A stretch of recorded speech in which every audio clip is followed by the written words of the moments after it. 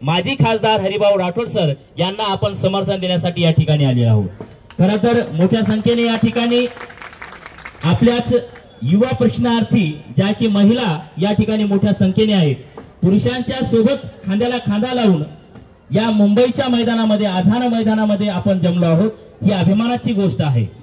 पुन्हा एकदा सांगायचं म्हटलं तर आपण मागच्या 6 महिन्यापासून या शासनाच्या प्रत्येक आस्थापनेमध्ये, माझी आस्थापना आहे जिल्हा परिषद, मी या जिल्हा परिषदेमध्ये कार्यरत आहोत आणि एकंदरीत मग आरोग्य सेवक असतील, त्यानंतर SBI बँक यांना सुद्धा विनंती करतो की त्यांनी थोडक्यात आपल्या मनामध्ये व्यक्त करावा।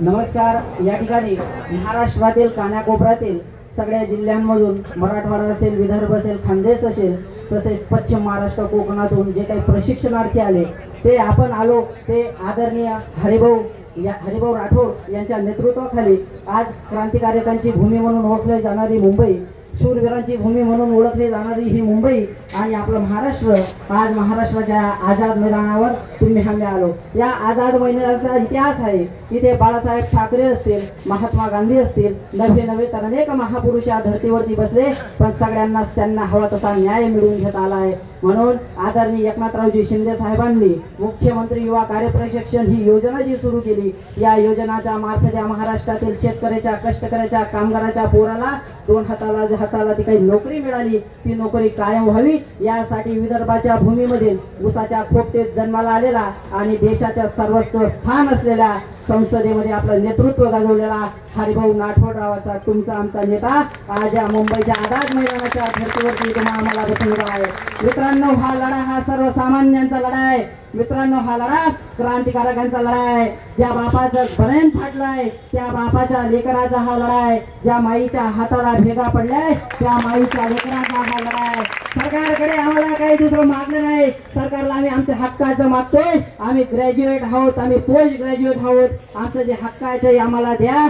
अहो, जो माणूस खासदार होऊन गेला, जो माणूस आमदार होऊन गेला, अहो यवतमाळ सारख्या जिल्ह्यामध्ये, विदर्भामध्ये ज्या माणसाची छाप आहे, नवे तर सगळ्या महाराष्ट्रामध्ये आणि देशामध्ये गरीबाच्या लेकराची ओळख ही महाराष्ट्राच्या देशाच्या संसदेमध्ये आहे। असा हरिभाऊ राठोड नावाचा तुमचा आमचा नेता आहे। म्हणून या नेत्याच्या पाठीमध्ये खंबीरपणे उभे राहण्यासाठी उत्तर महाराष्ट्राच्या भूमीमधून, धुळे जिल्ह्यातून, शिरपूर तालुक्यातून मी चेतन ज्ञानेश्वर मोरे पाटील नावाचा तरुण आज आझाद मैदानावरती आलोय। मित्रांनो, आपल्याला आपल्या न्याय हक्कासाठी ही लढाई लढावी लागेल। लढाई म्हणजे कोण तर डॉक्टर बाबासाहेब आंबेडकरांनी तुम्हाला आम्हाला सांगितलं आहे, शिक्षण म्हणजे हे वाघिणीचं दूध आहे, जितके प्याल तितके घुरघुरणार। त्याच वाघिणीचं दूध पिऊन हा सर्वसामान्य शेतकऱ्याचा, कष्टकऱ्याचा, कामगाराचा, पुणेचा पोरगा आज हरिभाऊ राठोड सारख्या सर्वसामान्य माणसाच्या व्यासपीठावर आज उभा आहे। ही कामगिरी आणि कल्पना फक्त फुले शाहू आंबेडकरांमुळेच आहे। अशाच महामानवांच्या विचारांनी या महाराष्ट्रातील तमाम भागातून जमलेले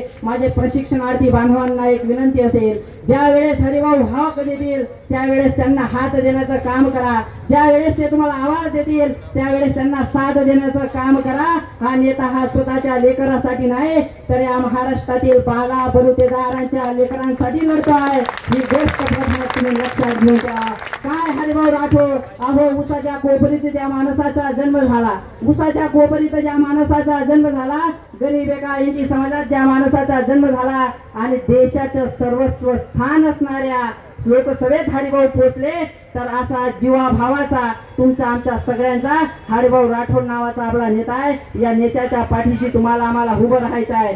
जर आदरणीय एकनाथरावजी शिंदे साहेबांनी मुख्यमंत्री युवा कार्यप्रशिक्षण योजना सुरू केली, या अंतर्गत तमाम शेतकऱ्यांच्या, कष्टकऱ्यांच्या, कामगारांच्या, शोषितांच्या, वंचितांच्या पोरांच्या हाताला नोकरी मिळाली, पण ती नोकरी पूर्ण वेळ मिळू शकली नाही, ती फक्त 6 महिन्यासाठी आहे असं तत्कालीन मंत्री म्हणतात। पण आम्हाला सांगायचंय, हरिभाऊ राठोड यांच्या सद्विवेक बुद्धीवरती विश्वास आहे। हरिभाऊ राठोड हे संसदेतही जाऊन आणि महाराष्ट्राच्या विधानसभेतही जाऊन आमच्या न्याय हक्कासाठी प्रामाणिकपणे लढत आहेत आणि यापुढे येणाऱ्या काळातही लढतील आणि यापुढे राज्याच्या पोरांना खरंच न्याय मिळेल ही आजच्या दिनी तुम्हाला शाश्वती देतो।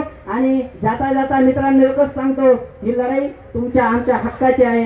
जेव्हा जेव्हा आपल्याला आदेश आला तेव्हा जेव्हा मुंबई गाठायची आहे, जेव्हा जेव्हा आदेश आला त्या पद्धतीने आपल्याला तुमच्या आमच्या जिल्ह्यामध्ये, तालुक्यामध्ये काम करायचं आहे, एवढंच सांगतो आणि जय महाराष्ट्र। मोरे सरांच्या मतामध्ये तळमळ होती जे प्रशिक्षणासाठी खऱ्या अर्थानं त्यांनी व्यक्त केलेले आहे. मोरे सरांच्यासाठी जोरदार टाळ्या होऊ द्या. यानंतर